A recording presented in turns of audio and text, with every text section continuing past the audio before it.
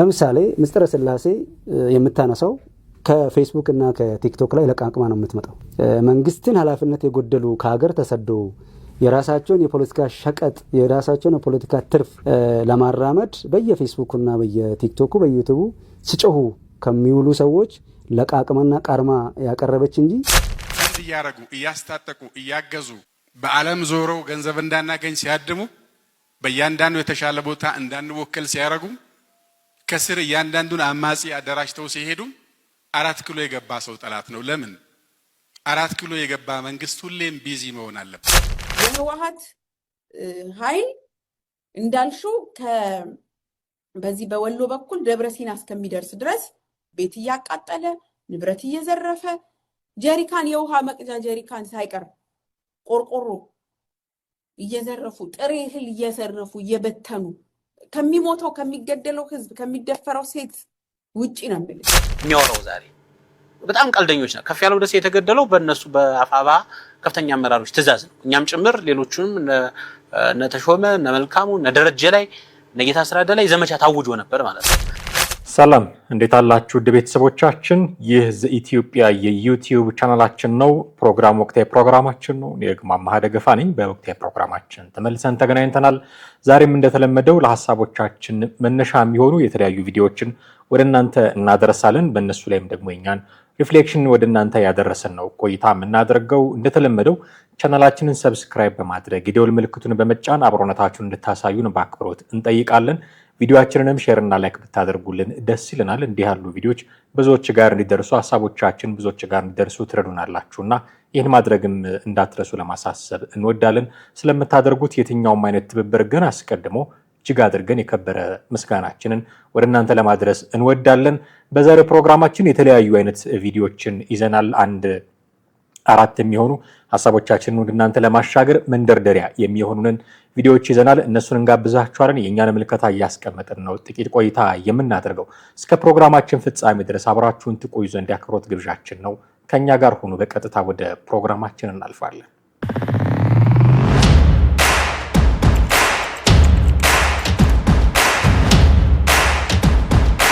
የመጀመሪያው ጉዳያችን የሚሆነው የአምባሳደር ሬድዋን ሁሴን ጉዳይ ነው። አምባሳደር ሬድዋን ሁሴን የጠቅላይ ሚኒስትሩ የደህንነት ጉዳዮች አማካሪ ሚኒስትር እንደሆኑ ይታወቃል።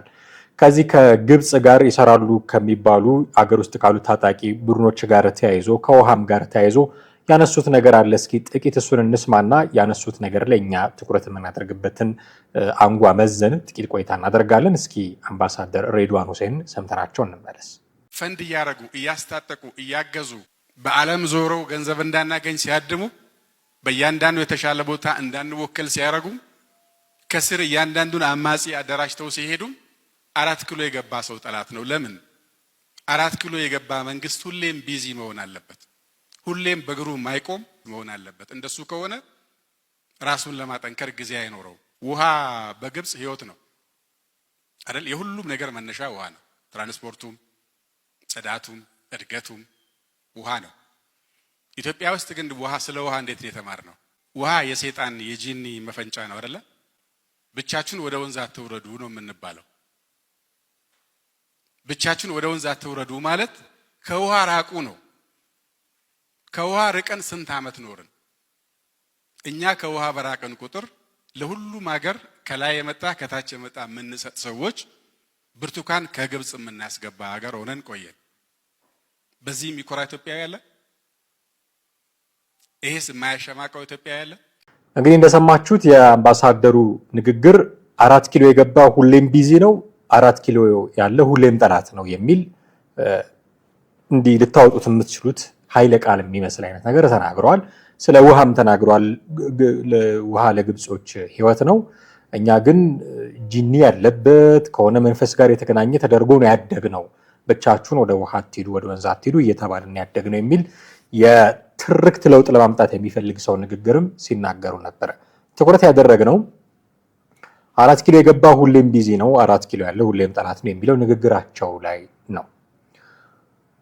ለዚህ ነው ከነገ ጠላቶቻችሁ ጋር አብራችሁ አትስሩ የሚባለው። በነገራችን ላይ ለዚህ ከኤርትራም ጋር ብትሰራ ከግብጽም ጋር ብትሰራ ዛሬ ምናልባት ተተኳሽ ይሰጡ ይሆናል። ዛሬ ምናልባት ቀለብ ይሰፍሩልህ ይሆናል። ዛሬ ምናልባት የተለያየ አይነት ድጋፍ ሊያደርጉልህ ይችሉ ይሆናል። ኦኬ፣ ግን ደግ ስለሆኑ አይደለም። አንተን በመርዳት በመመጽወት የአምላክን ትእዛዝ መፈጸም ፈልገው አይደለም።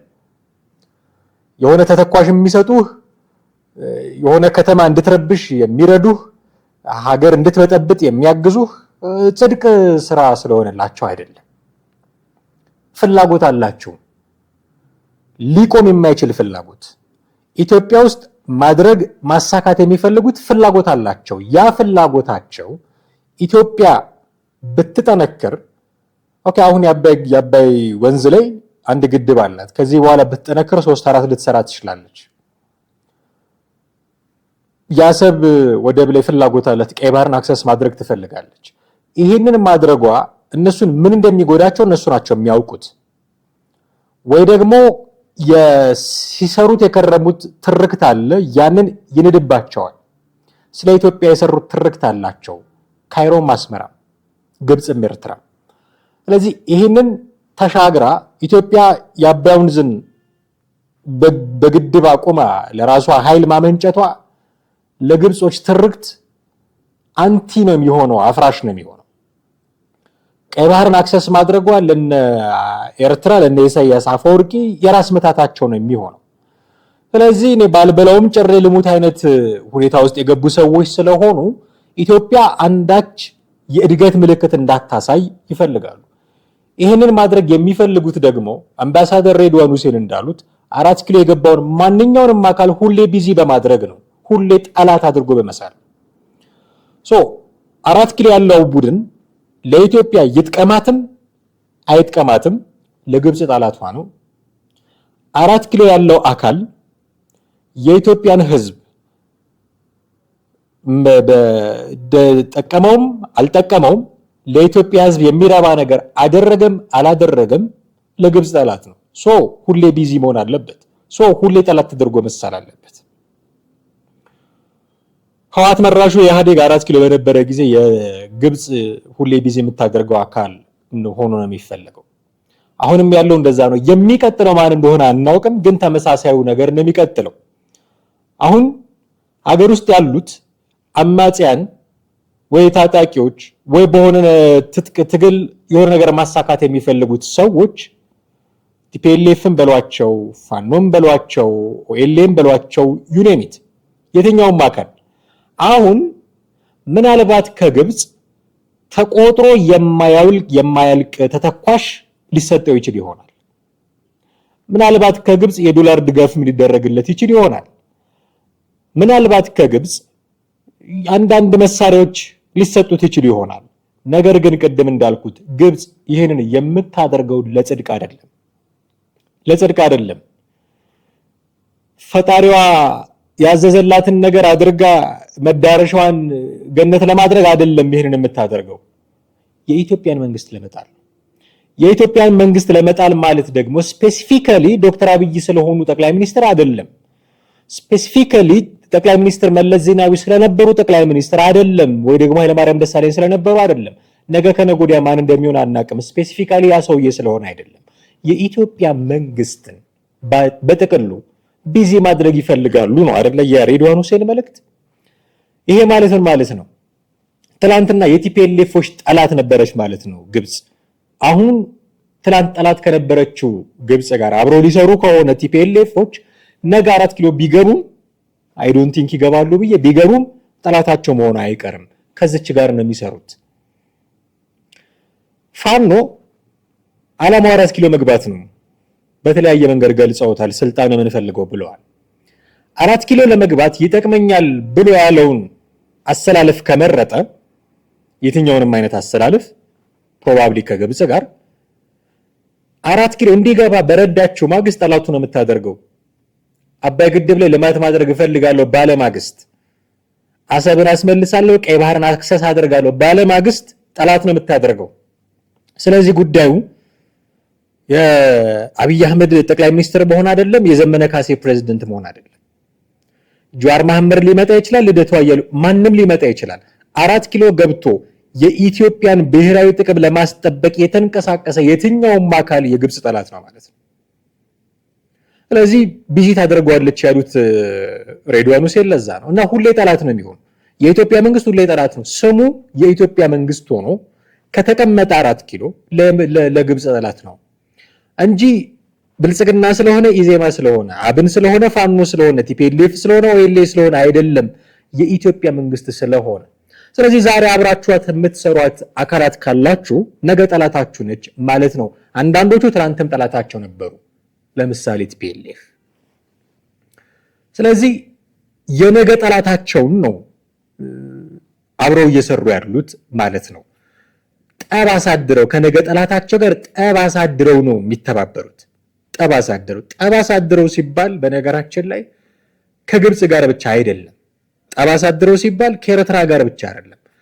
ጠብ አሳድረው እርስ በርስም ጭምር ነው።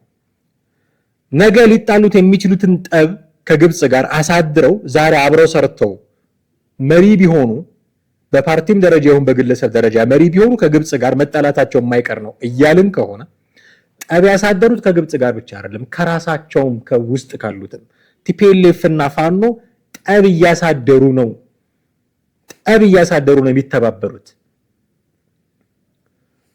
ቁርሾ አለ በመካከላቸው፣ የመሬት ጉዳይ አለ በመካከላቸው፣ የርዕዮተ ዓለም ጉዳይ አለ በመካከላቸው፣ በጣም በርካታ የትርክት ጉዳይ አለ፣ ህገ መንግስታዊ ጥያቄዎች ጉዳይ አለ በመካከላቸው ቲፒኤልኤፍ እና ፋኖ። እሱን አሳድረውት ዛሬ ሊተባበሩ ይፈልጋሉ። ተባብረው አሁን ማድረግ የሚፈልጉትን ነገር ባደረጉ ማግስት ግን ያሳደሩትን ጠብ እንደገና ነው የሚቆሰቁሱት። ምሳሌ ላሳያችሁ። መዓዛ መሐመድን ተከታትለናት እንመለስ። የህወሓት ኃይል እንዳልሽው በዚህ በወሎ በኩል ደብረሲና እስከሚደርስ ድረስ ቤት እያቃጠለ ንብረት እየዘረፈ ጀሪካን የውሃ መቅጃ ጀሪካን ሳይቀር ቆርቆሮ እየዘረፉ ጥሬ እህል እየዘረፉ እየበተኑ ከሚሞተው ከሚገደለው ህዝብ ከሚደፈረው ሴት ውጪ ነው የምልሽ። በዚህ በጎንደር በኩል ንፋስ መውጫ ይደረገው እኔ አማራ ንፋስ መውጫና ጋይንት ላይ ብቻ እኮ 70 ምናምን ሴቶችን ኢንተርቪው አድርገናል። እየተደፈሩ 1 2 3 ብለን የምንጠራቸው አምነስቲ በሪፖርቱ ያወጣቸው ምን ያህሎቹ ለኤችአይቪ ኤድስ እንደተጋለጡ በሪፖርት በደንብ ተደርጎ ይወጣ ናቸው። አትሊስት ህወሓት ታጣቂ ስለሚደፍራቸው ሴቶች፣ ስለሚዘርፈው ንብረት፣ ጭና ላይ ስለረገፈው ህዝብ፣ ማይካድራ ላይ ስለሞተው ነገ ህዝብ ይጠይቃል። ነገ በታሪክ አደባባይ ላይ የሚጠይቅበት ጊዜ ስለሚመጣ ለታሪክ ተጠያቂነት መዝግቦ መያዝ ያስፈልጋል ማለት ነው። ይሄ ነው ጠብ ማሳደር ማለት። ምን እያለች ነው መዓዛ? ይደፍሩን ነበረ ቲፒኤልኤፎች፣ ይዘርፉን ነበረ። ስለዚህ የምናወራረደው ሂሳብ አለ። ሂሳብ እናወራረዳለን ከአማራ ልሂቅ ጋር ይል ነበረ ጌታቸው ረዳ፣ ታስታውሱ ከሆነ እሱን ቃል ነው የተዋሰችው። በአምነስቲ ኢንተርናሽናል ጭምር የተዘገበ በጣም በቁጥር በርካታ የሆኑ ሴቶች የተደፈሩ ኤችአይቪ እንዲይዙ የተደረጉ እና ሊጥና በኋቃ ጄሪካን ሳይቀር የዘረፉ የቲፒኤልኤፍ ወታደሮች አሉ። ቀን ሲመጣ ፍትህ እናወራረዳለን ብላለች። ሰምታችኋታል። አሁን ቲፒኤልኤፍ እና ፋኖ ምን ላይ ናቸው? ቲፒኤልኤፍ እና ፋኖ ከክልል እየተባባሉ እኮ ነው። ያንተ ጠላት የኔ ጠላት ነው እየተባባሉ ነው። አንተ መሄድ የምትፈልግበት መንገድ የኔ መንገድ ነው፣ አቀናልሃለሁ እየተባባሉ ነው። እኔ ቀድም መንገድ ጠራጊ ሆነሃለሁ፣ እንቅፋቱን እኔ መታልሃለሁ፣ እሾሁን እኔ ወጋልሃለሁ፣ አንተ ወለል ባለ መንገድ 4 ኪሎ ትገባለህ እየተባባሉ ነው። ዛሬ እንደ የተባባሉት መዓዛ መሐመድ ያለችውን ጠብ እያሳደሩ ነው። ልክ ቢሳካላቸውና መሪ ቢሆኑ የሚፈልጉት ነገር ቢሳካ በማግስቱ ጠብን ይጀምራሉ። ቅድም ከግብጽ ከኤርትራ ጋር አሁን እርስ በርስ ጠብ ይጀምራሉ። ነገ እንተያያለን ነው ያለችው። ዛሬ ከክልል ነገ እንተያያለን። ዛሬ ፋኖ አንደኛ የቲፒኤልኤፍ ደጋፊ ሆኖ አክቲቪስቶች የሚሰሯቸው መረጃዎች ዛሬ ፋኖ አንደኛ በጋይንት እንደዚህ አድርጎ በደብረ ታቦር እንደዚህ አድርጎ በዚህ ገብቶ በዚህ ወጥቶ ነገስ እንተያያለን።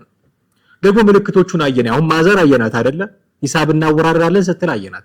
እነዛኞቹ ደግሞ ተቃራኒ ያሉት የቲፒኤልኤፍ ሰዎች ደግሞ ሰው ዲፖርት ማስደረግ ጀምረዋል እኮ። ይሄ ፋኖ ነበረ ተጋሩ ላይ እንዲህ ሲያደርግ ነበረ የዘር ማጥፋት ሲፈጽም ነበረ እያሉ እኮ ዲፖርት ማድረግ ጀመሩ። ገና እንቀጥላለንም እኮ እያሉ ነው እንዴ ወደል ምናምን እየተባበሉ እኮ የተሰዳደቡ ነው። ባለፈው ፕሮግራም ሰርተንበታል ታስታውሱ ከሆነ።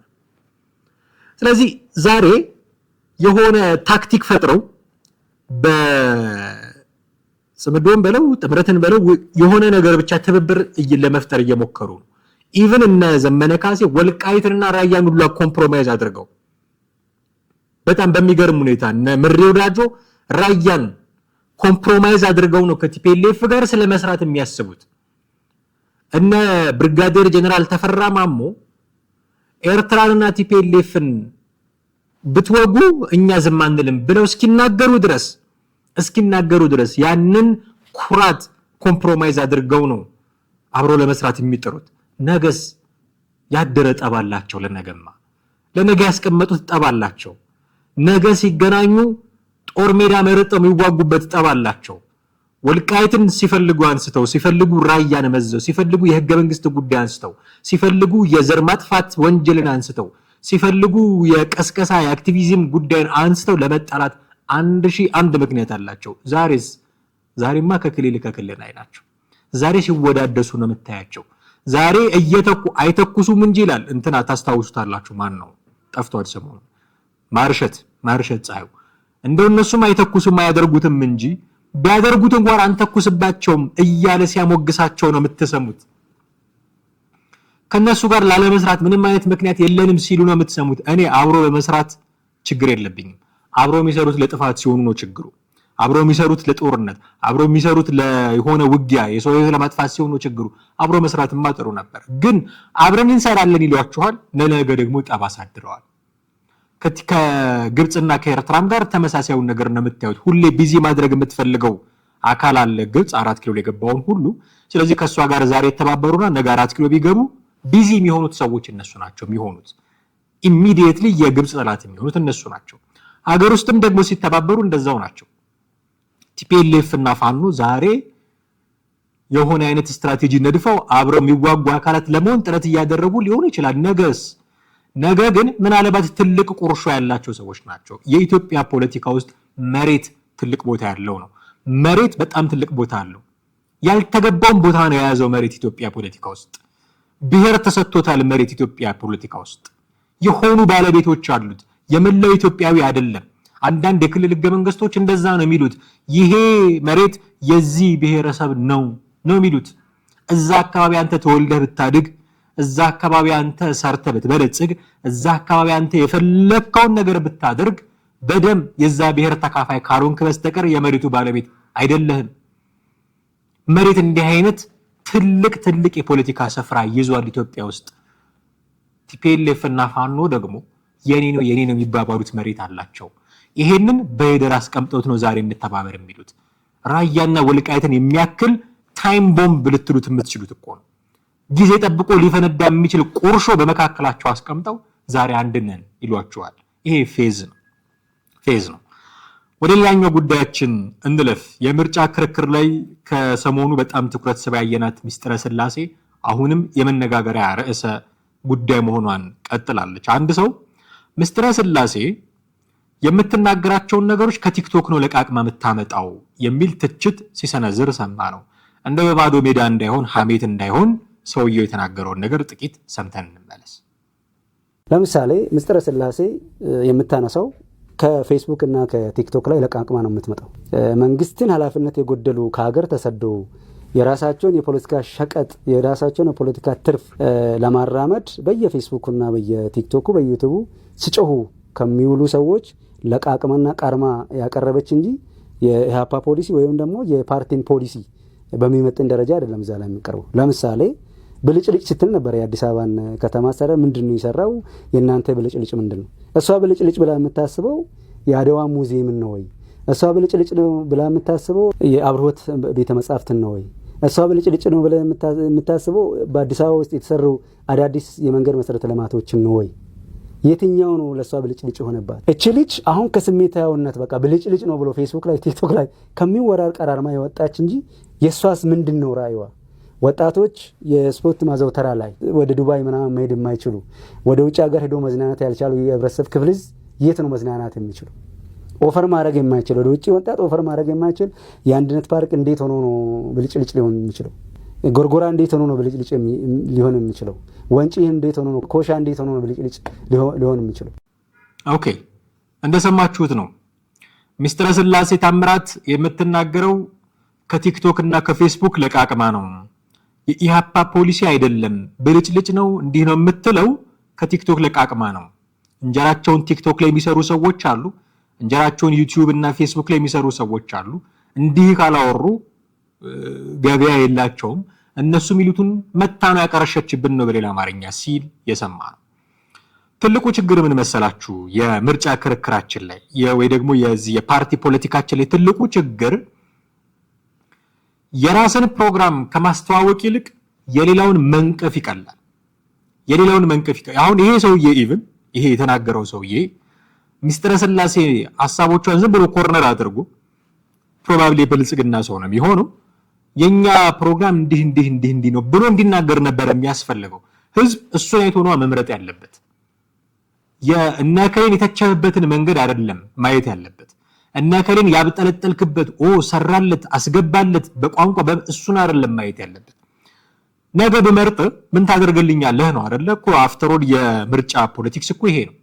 ህዝብና መንግስት መሆን የሚፈልግ አካል የሚግባቡት በዚህ ቋንቋ ነው። ምረጠኝ ይሄን አደርግልሃለሁ፣ በመርጥ ምን ታደርግልኛለህ ነው ሲጠቃለል ቋንቋው ይሄ ነው።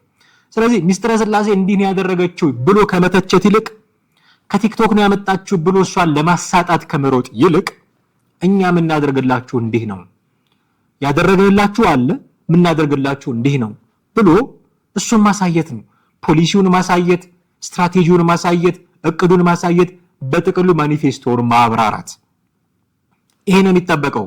ከዛ ህዝብ ይሄንን የምታደርጉ ከሆነማ መርጣችኋለሁ እንደውም እኮ ምልክት አሳይታችሁኛል ብሎ ሊመርጥ ይችላል። አይ እንዲማ ከሆነ የምታደርጉት እኔ ምን ታደርጉልኛላችሁ? ሌላ ከዚህ ተሻለ የሚያደርጉ አሉ እነሱን እመርጣለሁ ብሎ ወደ እነሱ ሊሄድ ይችላል። ይሄ ዲሞክራሲያዊ መብቱ ነው። እንግዲህ በጣም ስንለጥጠው መብቱን እዚህ ደረጃ ድረስ ነው ደርሰናል። እዚህ ላይ አይ ዶንት ቲንክ በሂደት ልንደርስ እንችላለን። አይ ሆፕ ግን ሚስትረ ስላሴን በዚህ ደረጃ ማብጠልጠል ኢዝናት ፖለቲክስ። ችግሩ ግን የብልጽግና ሰዎች ላይ የመንግስት ባለስልጣናት ላይ ብቻ አይደለም የሚንጸባረቀው፣ ራሷ ሚስትረ ስላሴም ላይ ሌሎች የፖለቲካ ፓርቲዎች መሪዎችም ላይ ነው። የራሳቸውን ከማስተዋወቅ ይልቅ የሌሎችን መተቸት ነው ፖለቲካ ብለው የያዙት። እኔ ለምን እንደሆነ በማላውቀው መንገድ ህዝቡም ያ ነገር ነው የሚመቸው፣ አስገባለት እንደዚህ ያደረገለት የሚል ነገር ነው የሚመቸው። ለምን እንደሆነ በማላውቀው መንገድ ሰብስታንስ ያለው ነገር መስማት አይፈልግም። እኔ ሚስትረ ስላሴን ኤክስፔክት ማድረጋት የኢሃፓ ወይም ደግሞ የትብብሩ ዓላማ ማኒፌስቶ ይሄ ነው፣ ይሄን አድርገን ብትመርጡን እንዲናሳካላችኋለን የሚል ነው። ግን በጣም ደጋግማ የምትናገረው ነገር ፕሬዝዳንታችሁ እንዲያደርገው ብልጽግና እንደዚህ ብልጭልጭ ነው። ይሄ ምናልባት ብሽሽቅ ሊያመጣ ይችል ይሆናል፣ ምናልባት የሆነ የሚዲያ ድምቀት ሊያመጣ ይችል ይሆናል። ግን በትክክል ምንድነው ፖለቲካ ግን አይሆንም። እኔ ሰርፕራይዝ ያደረገኝ ነገር በስርዓቱ የተዘጋጀ ማኒፌስቶ እንኳን የላቸውም እኮ ማኒፌስቶ የላቸውም። በትብብሩ ደረጃ አይታችኋል ፋና ላይ የተደረገውን ክርክር። መቼም ጋዜጠኛ ዳዊት እንዴት ሲጠይቃቸው እንደነበረ አንተ ያለ የኢሃፓ ማኒፌስቶ ነው እኛ በትብብሩ ነው የመጣ ነው ምናምን። እስቲል እኔ የትብብሩ ማኒፌስቶ ምን እንደሆነ አላውቅም፣ እውነቱን ለመናገር እስቲል ምን እንደሆነ አላውቅም። ስለ ወልቃይት የጠራ አቋም እኮ የላቸውም። የኢሃፓም የትብብሩም ሰዎች ስለ ወልቃይት ኢቭን የጠራ አቋም የላቸው። ምንድነው አቋማቸው? እዛ ላይ ስትከልሉ እንዴት ነው የምትከልሉት? የክልል አካላለላችሁ እንዴት ነው ተብሎ ሲጠየቁ የጠራ አቋም የላቸውም። ወጥተው ግን መቼም የሰራ ሰው መሳሳቱ አይቀርም። ያ ስህተት በህዝብ ዘንድ ጎልቶ የታየ ነው። ስለዚህ እሱን እየነቀሱ ብልጽግና እንዲያርገዋል። እናንተ ምንድነው የምታደርጉት? ምንድነው ማኒፌስቶአችሁ? የጠራ ማኒፌስቶ ይዛችሁ ነው እንጂ መጀመሪያ ምርጫ ክርክር ላይ ስትቀርቡ አይ እሱ የኢሃፓ ማኒፌስቶ ነው የትብብሩ አይደለም። የኢሃፓ እኮ የትብብሩ አካል ነው። በዛ ማኒፌስቶ እኮ ነው ልትወዳደሩ የመጣችሁት። አይ በሱ አይደለም የምንወዳደር ሼት አለ ስጡን ቢሮአቸው ሂዱና ጠይቋቸው። የኢህአፓን የ2013 ማኒፌስቶ ነው የሚሰጧችሁ። የጠራ ሐሳብ ሳይኖር ምርጫ ክርክር ላይ ቀርበህ ችግሩ እኮ እሱ ነው። እንዲህ ማድረግ ማስፈጸም እፈልጋለሁ የሚል የጠራ ሐሳብ ሳትይዝ ምርጫ ክርክር ላይ ካቀረብክ የምታደርገው ሚስጥረ ስላሴ ያደረገችው ነው። በቃ ዝም ብለህ ትተቻለህ። የኢትዮጵያ ሕዝብ አይጣችሁ ነው ወይ የቤተ ሙከራ አይጣችሁ ነው ወይ ከሚል የዘለለ ሐሳብ ላታመጣ ትችላለህ። ከዛ የሚያፋጥጥ ጥያቄ ስትጠየቅ አንተ የምትለው ስለ ኢህአፓ ነው፣ እኔ የማወራው ስለ ትብብር ነው ትላለች። የኢህአፓም የትብብሩ ዋና ጸሐፊ ነች። የኢህአፓ አቋም ሌላ የትብብሩ አቋም ሌላ ከሆነ ምን ሊሰሩ ተባበሩ ሲጀመር?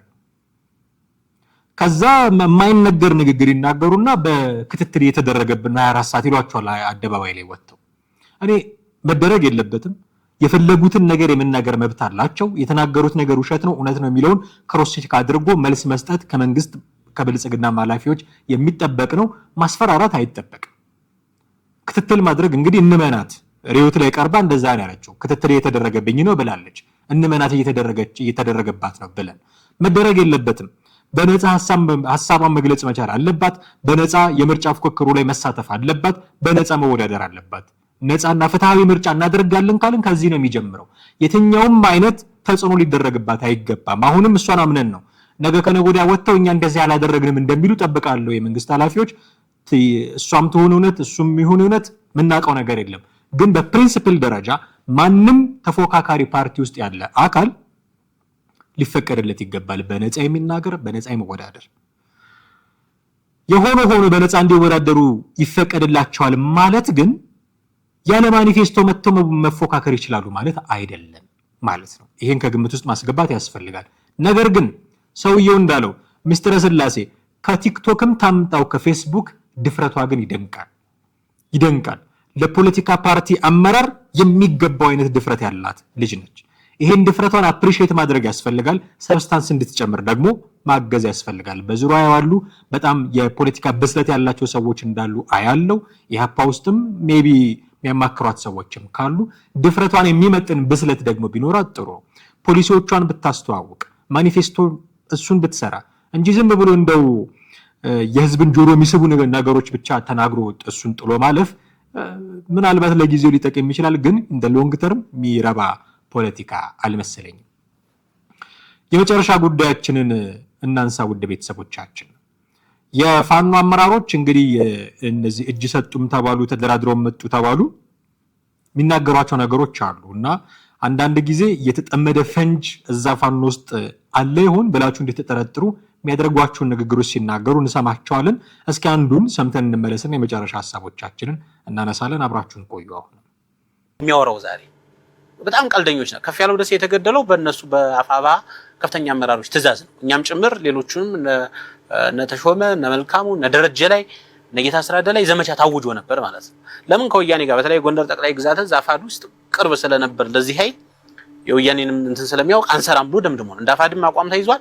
እንደ ጎንደር ጠቅላይ ግዛት አጥፏቸው ነው የተባለው ፋይናሊ ማለት ነው። በኋላ አንዳንዶቹን አደናግረው አንዳንዶቹን በጥቅም ገዝተው ያሰለፋሉ። እኛ ግን በዚያ ጽናት ነው የቆምነው ማለት ነው። ይሄ ኃይል አሁን መሪ የለውም። ውሸቱ ነው፣ መሪ የለውም። የሆነ ሻለቃ ነኝ ብሎ የሚንቀሳቀስ አንድ 15 20 ወንድሞቹን ይዞ የሚንቀሳቀስ ኃይል አዛዥ የለውም። ኢቭን ሚዲያ ነው የሚሰሙት። የሆነ ቦታ ገደለ ተኮሰ ምናምን የሚለው እነሱ የሚሰሙት ሚዲያ ላይ እንደሰማችሁት ነው። የፋኖ አመራሮች እነዛ የተገደሉት የፋኖ አመራሮች የተገደሉት በአፋባህ ትእዛዝ ነው። which means በነዘመነ ካሴ ትእዛዝ ነው። በነዘመነ ካሴ ትእዛዝ ነው የተገደሉብን። እነጌታ አስራደ ጭምር ትኩረት ይደረግባቸው ነበረ እና አሁን ያሉትም ጨርሶ መሪ የላቸውም የሚል ንግግር ነው ሲናገር የሰማ ነው። እነዚህ ሰዎች ናቸው በነገራችን ላይ አሁን አብረው እየሰሩ ያሉት። ጌታ አስራደና ዘመነ ካሴ አፋድን በሚባል ድርጅት ውስጥ አብረው እየሰሩ ነው። አንዱ መሪ አንዱ የፖለቲካ ምናምን ሆነው ያኔ ለግድያ ይፈላለጉ ነበር እያለ ነው። ጌታ አስራደ ላይ የሆነ ሴራ ሲራው ሊያስገድሉት ይፈልጉ ነበር። እኔ አንድ ነገር መጀመሪያ ማድረግ ያስፈልጋል። ለግድያ ይፈላለጉ የነበሩ ሰዎች ያንን ተሻግረው እሱን አልፈው አብረው መስራት መቻላቸው በጣም ትልቅ ነገር ነው። በጣም ትልቅ ነገር ነው። ይሄንን የሥራ ባህላቸውን ከመንግስትም ጋር ቢያደርጉት ደግሞ እንዴት ጥሩ ነበር። አሁን ለጦርነት ነው አይደለም የሚፈላለጉት። ተነጋግረው ይሄን ተሻግረው ለሀገረ ሰላም አብረው ቢሰሩ እንዴት ጥሩ ነበር። እንዴት ጥሩ ነበር። ይሄ ፓርት ኦፍ ፒስ ቢልዲንግ ፕሮሰስ ይሆን ነበር። ግን የተቀበረ ፈንጅ ነው። ጌታ አስራደና ዘመነ ካሴ ነገ በመካከላቸው ምን ሀፕን ሊያደርግ እንደሚችል የሚታወቅ ነገር የለም። ምንም የሚታወቅ ነገር የለም። የተጠመደ ፈንጅ አብሮ ሊሞት ተማምሎ የወጣ ሰው አብሮ መኖር ያቀተዋል። አብሮ ሊሞት ማለት ምን ማለት ነው?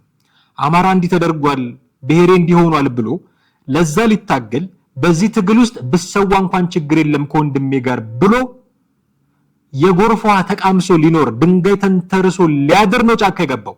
አብሮ ሊሞት ከመንግስት በሚተኮስ ጥይት አብሮ ሊሞት ብትወርቅ ትችሃል ደም ውሃ እያጠጣው ቁስልን እየጠገንኩ አብሬ ታገዳለሁ ብሎ ተማምሎ ነው ጫካ የገባው። አሁን አብሮ መኖር አቅቶታል። እርስ በርስ እየተገዳደለ እከሌን የገደለው እሱ ነው የመባባል ደረጃ ተደርሰዋል። እነዚህ ሰዎች አንድ ሆነው መስራት ሲጀምሩ አንድ የሆኑበት መንገድ ልክ ካልሆነ ጉዳዩ የተቀበረ ፈንጂ ነው። የሆነ ቀን ሊፈነዳ የሚችል ፈንጂ። ይሄ ይጠቅመዋል ወይ? ወተንለታል፣ ልንታገልለት ነው፣ ልንሞትለት ነው የወጣ ነው ለምትሉት ማህበረሰብ ይሄ መገዳደል ይጠቅመዋል ወይ? አንዳንዶቹ መሪ የላቸውም ነው የሚለው እንደሰማችሁት። ኢቭን ሰበር ዜና የሚሰሙት ከሚዲያ ነው እና አስረስ ማረዳምጤ የሚዘግቡትን ነገር ነው የሚሰሙት እንጂ እነሱ መሪም የላቸውም። 20-30 ሰው ያለው የሆነ እንትን መሪ የለውም እያለ በዚህ አይነት ትግል ይደረሳል። ይጠቅመዋል ወይ? መሪ አለመኖሩ ምናልባት አንድ የሆነ የስትራክቸር ችግር ሊሆን ይችላል፣ የመዋቅራዊ ችግር። እርስ በርስ መገዳደሉ የምን ችግር ነው? አብረ ልትሞት ወጣ አብሮ መኖር ያቃተው የምን ችግር ነው? የርዕዮተ ዓለም ችግር ነው? ያካሄድ የምንድን ነው ችግሩ?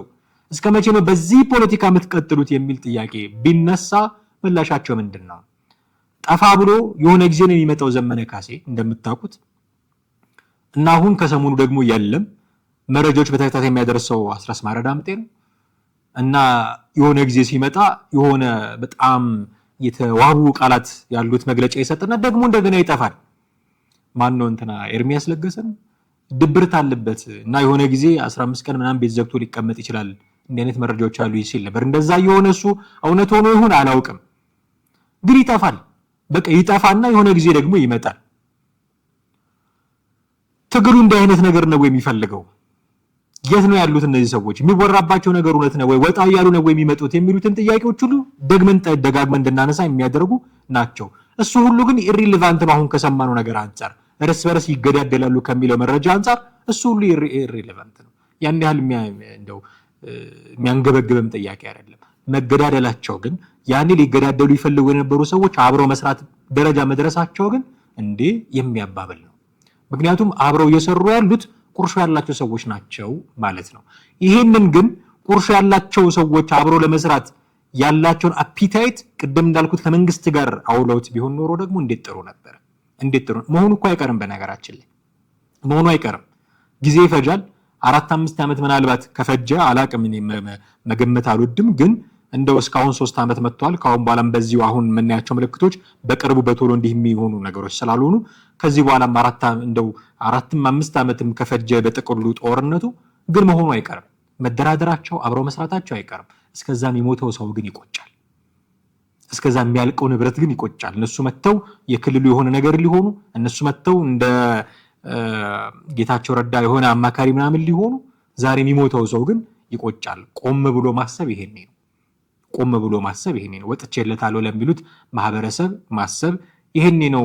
ውድ ቤተሰቦቻችን ይሄን ነው ማስተላለፍ የፈለግነው መልእክት በዛሬው ፕሮግራማችን። አብራችሁን ስለነበራችሁ ድጋ አድርገን ነው የምናመሰግናችሁ። የእናንተን ሐሳብ፣ የእናንተን ጥያቄ፣ የእናንተን አስተያየት ብናውቅ ደስ ይለናል። እኛ ወደ እናንተ የምናሻግረው ብቻ እንዳይሆን እናንተም ወደኛ የምታመጧቸው ሐሳቦች እንዲኖሩ እንጠብቃለን። በተለመደው መንገድ ሐሳቦቻችሁን ወደኛ ልታሻግሩ ትችላላችሁ ማለት ነው። እጅግ አድርገን እናመሰግናችኋለን። ቻናላችንን እንደተለመደው ሰብስክራይብ በማድረግ የደውል ምልክቱን በመጫን አብሮነታችሁን ታሳዩን ዘንድ በአክብሮት እንጠይቃችኋለን። ቪዲዮቻችንን ሼርና ላይክ ብታደርጉልን ብዙዎች ጋር ስለሚደርስ እሱን በማድረግ ብትተባበሩን ደስ ይለናል። የዛሬውን አበቃን። አማሃ ደግፋ ነበርኩኝ። በሚቀጥለው በሌላ ርዕሰ ጉዳይ እንጠብቃችኋለን። ጤና ይስጥልን።